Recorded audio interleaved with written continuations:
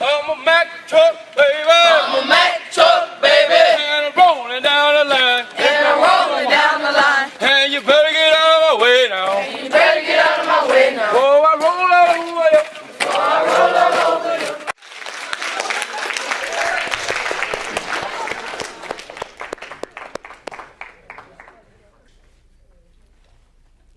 Lesson number 1. One bad decision. I remember John just like it was yesterday. 13 years ago, when I first started my practice of family medicine in Jackson, Mississippi, John came to my office. He was an upcoming 10th grader getting a physical to be on the football team.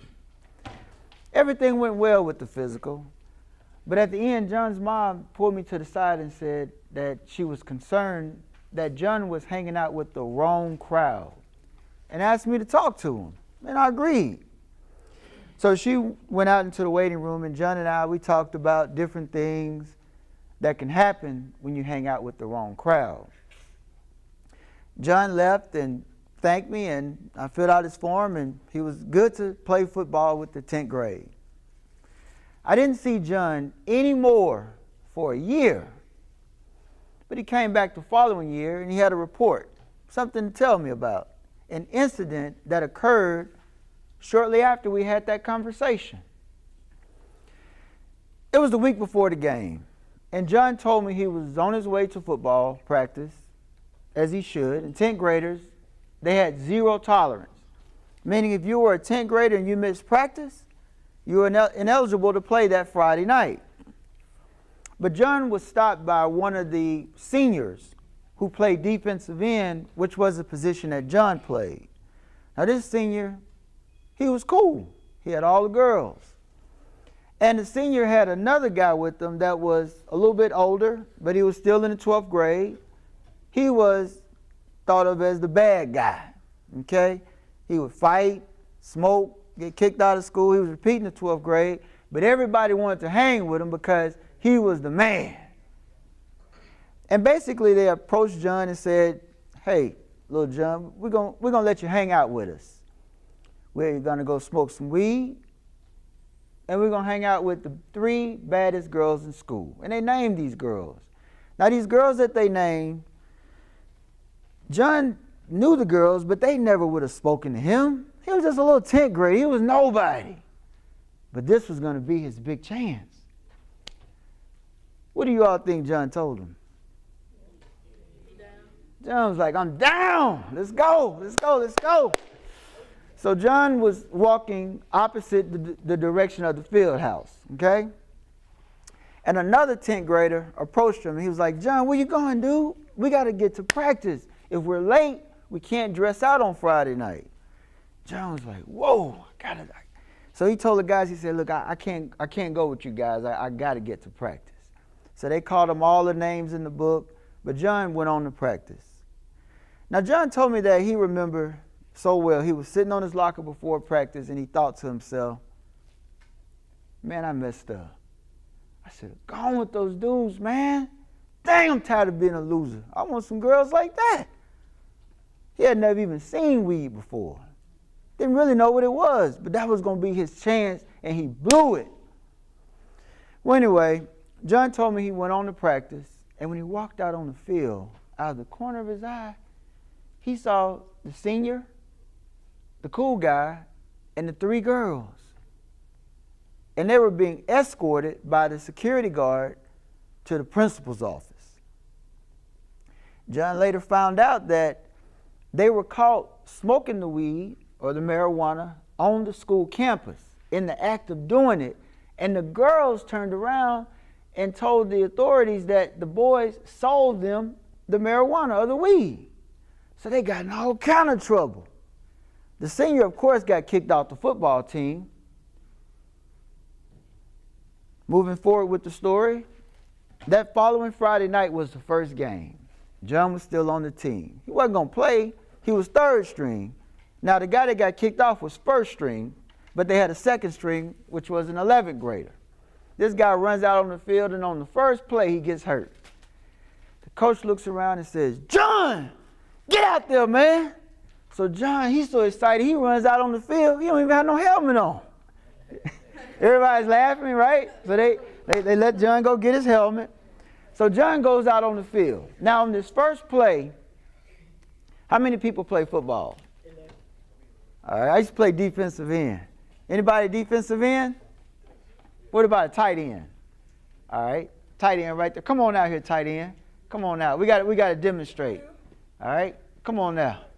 You're kind of skinny, but I don't think you can stop me. Let's get in front of me. Get down in the three-point stand the way you get down, right? Get down in three-point stand. Let's see. Yeah, right here. We're not going to do no contact. We just demonstrate. Get down in three-point stand.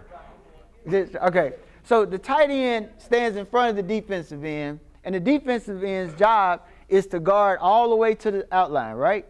So that your job is to knock me in so they can run around, right? Yes, sir. On the first play that John was out there, he was supposed to block the outside. He ran between the tight end and the offensive tackle, but guess what he did? How many play? Any quarterbacks? Nope. Okay, no quarterback. That's all right. Go have a seat. Oh, we got one. Okay. All right. Officer Chad. So on the first play of the game, he ran into the quarterback. Come on down. Let me talk to you, right? He ran into the quarterback, right? So John is a hero. He made a sack on the first play out there, right? So he stayed out the rest of the game. He stayed on the field. He did great. And at the end of the game, the coach told him, he said, look, John, you've earned a position as a starter on this team. Now, the deal is, John told me at this follow-up visit a year later that the coach, he made sure his starters stayed eligible. So the coach would pair up the starter with the smartest football player and have that football player to tutor him. And that's what he did for John. And his grades ended up being really good. He got his academic confidence up. He started getting dates. All right, he's a senior. He's a 10th grader, but he's starting. So now everything's going good for him, right? He makes it through the 11th grade and the 12th grade. I sort of follow him. I sort of mentor him while he's in school. He gets into college. He doesn't play football, but he has good grades now because he now believes that he can do well. He did so well in college. He got into med school. He graduated, and he now practices medicine as a neurologist. So what I want to ask you all today, what would have happened to John had he have not turned around on that day 13 years ago?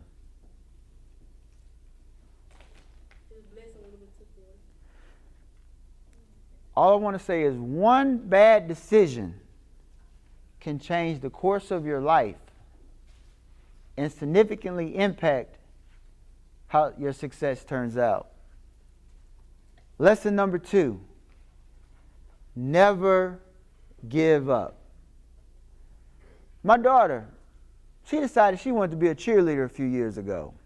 So we got on the website for the school and found out about the audition. We signed her up. It was 8 weeks away. And after the first day after going back to school, she learned that the other girls that were trying out were getting private lessons. They were learning how to do the moves. Do we have any cheerleaders out there in the audience? Any cheerleaders? We got any cheerleaders? What about the dance team? Wait, we got a guy cheer? Okay, we got one cheerleader on the end. Now, that's all right. That's all right. He cheers. But the deal is, my daughter, she started taking these private lessons, right? And they were very, very expensive. Now, about that time, I was getting ready to get a brand new car. But I told the car dealership, I said, look, let's hold off for 8 weeks, and I'll come get the car then. So basically, I let the car note money go toward the lessons. So she would go 3 days a week, learn how to do the moves, do the, that was kind of lame, wasn't it? She learned how to do the tumbling or the flips, but the bottom line is she learned how to be a cheerleader. So on the night of the tryouts, she and I are together, and we're so excited. We're waiting because she's going to get an email, and the email is going to let her know that she made it. She worked hard. About 10 minutes after waiting, we got the email. And the email read, "We regretfully inform that you did not make the cheerleader squad. Man, I was so hurt. I told my daughter, I said, look, baby, I got to go for a ride. And I drove off in my old car, and I got a phone call while I was driving. And I answered the phone, I was like, hello? And she was like, Daddy, I want to continue the lessons. And I was like, for what? You didn't make it. She said, I'm going to make it next year. Man, when she told me that, I almost drove my car off the street. But it's good I didn't, because I had to keep paying for those lessons for a whole nother year. So she kept doing the lessons for the year. She broke her arm, learned how to do flips with the other arm, but she hung in there. And a year later, I finally got that brand new car.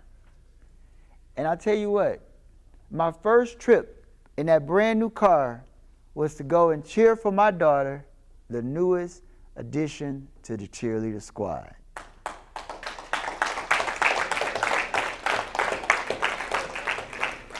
Never give up. Lesson number 3, stay humble. Don't get too big. My grandma used to always say, Timmy, you just Timmy and be Timmy. Don't forget your name is Timmy. You're not Dr. Quinn, you Timmy. And I understood where she was coming from with that.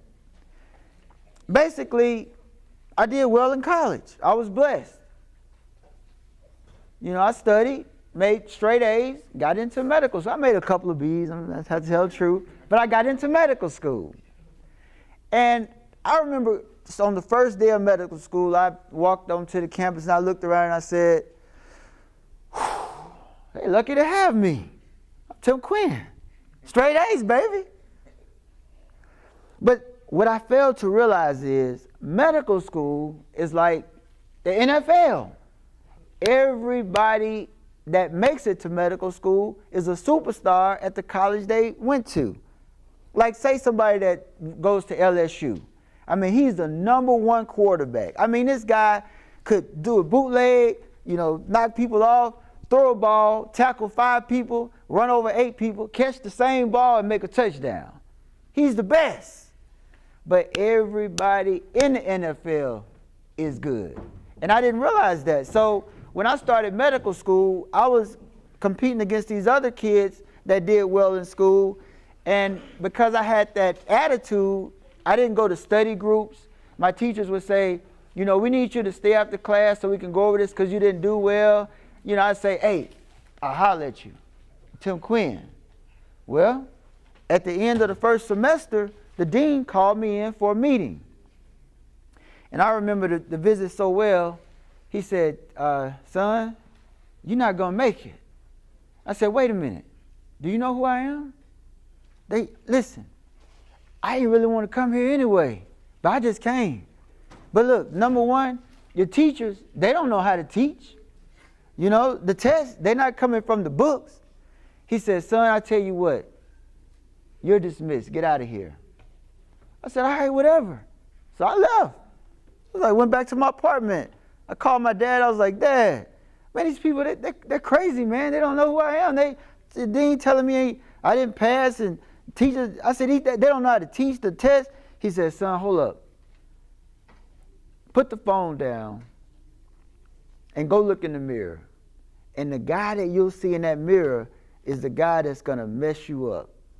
That's the guy that's going to send you back to Mississippi with a lot of debt, no medical degree, and all your dreams are going to be gone. I said, all right, I'll go look in the mirror if you want me to go look in the mirror. So I went and looked in the mirror. I was like,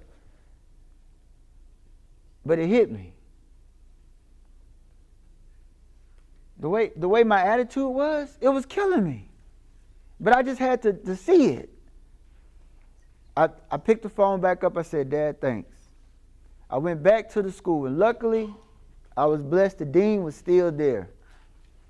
And I told him, I said, sir, I'm sorry. Please forgive me. I was wrong. I said, sir, if you just give me one more chance. Now, in medical school, we used to take our tests every 2 weeks all together. And it was time for the new section for the new test 2 weeks from now. I said, sir, if you give me one chance, I will work as hard as I possibly can, and I will pass every test with flying colors because I'm going to work as hard as I can. He said, son, I'll give you one more chance. You need to go talk to your teacher. I talked to each teacher. I went to the study hall, to the library, and I met with the students. And I apologized to each and every one of them. And I told them that I'll be right back with a sandwich. I just need your order. I'm going to go to Subway and get you a sandwich. But the bottom line is, young people, I changed my attitude. And when my attitude changed, everything changed, including my grades. And 3.5 years later, I graduated. Don't get too big. Stay humble. And lastly, grades. You have to always remember that grades matter. Okay? Now, as a physician, I do a lot of physicals on a lot of children or a lot of young people. I'm not going to say children, young adults. And I've had a lot of young adults to tell me that they don't need grades. You know, I had one guy tell me, I'm the best athlete they have. You know, I don't need grades. Grades don't matter. But what I express to all my young people is this very important point. When you apply for college and you want to get a scholarship, is there anybody that's trying to get a scholarship? Okay. Academic? Athletic? Okay, that's all right. There's nothing wrong with that. That's good. When you apply for a scholarship, what you have to realize is they look at your grades. And some people might wonder, why do they look at the grades? What do the grades matter, right? Well, they matter because coaches have a responsibility. They have a responsibility to the team, but they have a responsibility to themselves and their families. And if they have a season and they lose all the games, they could lose their job. So they're going to make decisions based on the best way they can keep their jobs, and that's to have a good team that stays active. What I mean by that is, imagine you have a guy who's a tight end, okay? He's 6'2", he weighs 240 pounds, and, you know, he's all muscle, right? But he has, let's say he has like maybe C's and D's, he's barely making it. He's good as, he's very good. He can run faster, catch any ball, but he's barely making it. And let's imagine you have another guy for the same position, and he's not quite as big, he's not quite as fast, he can't catch as well. He's good, but he's not as good as this guy with the bad grades, but this guy has straight A's. Does anybody know who in a lot of cases is the better bet for the coach? They're going to choose the one with straight A's before they choose the one with bad grades and the one that's not taking. So why would they choose the one with the They really ain't looking for that. They looking for the, you know what I'm saying? Like, say if you ain't passing, you can't you in elder, you can't play. What did he say? If you're not passing, you're not what? Eligible, right. So if the coach has one slot, if he has one slot, and that slot is for a tight end, and he picks the tight end that's barely making it, and the tight end becomes, what's the word? Ineligible because he doesn't make the grades. I mean, you got to think about it. If you're barely making it in high school, when you get to college, because think about it, why do you not make it in high school? I mean, there's a lot going on. You got your friends. You want to maybe get a few dates, get some phone numbers, right? Ain't nothing wrong. That's what you're supposed to do when you're young, right? But when you get to college, first of all, your mother, your father, they're not going to be there to tell you to go to bed at night so you won't be sleepy. They're not going to be there to tell you to study. I mean, on the first day of college, the first thing you're going to hear about, party at this house, party at that house, there are going to be a lot of distractions. And if you're somebody that's barely making it in high school, there's a high chance that you'll be barely making it in college, and you will be ineligible, and that slot won't be available. So the coach might have a losing season. That's why it's so important to get your grades. And lastly, it's important to get your grades because you got to think about it. What if you get injured? You get your leg broken, or some type of injury where you can't play anymore.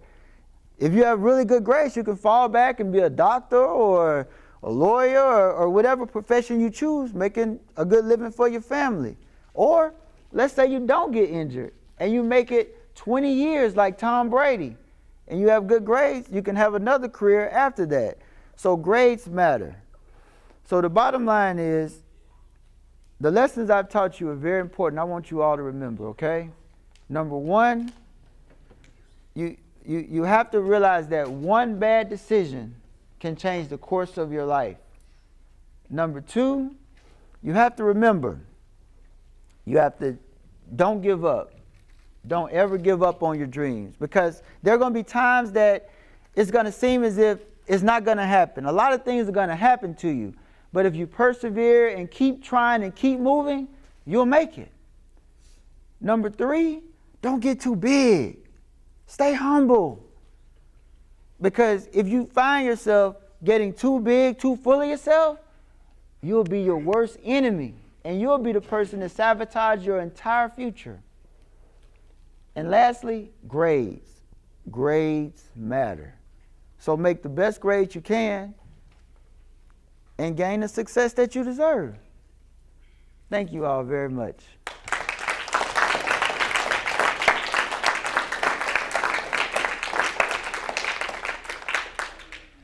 All right. Well, look, I hope y'all enjoy the pizza. We're about to have a dance contest now. Who's first? Not huh? No, we have pizza for everyone tonight. Okay, well, I'll take all the pieces home and eat them myself. Number one bad decision can change the course of your life. Number two, don't give up.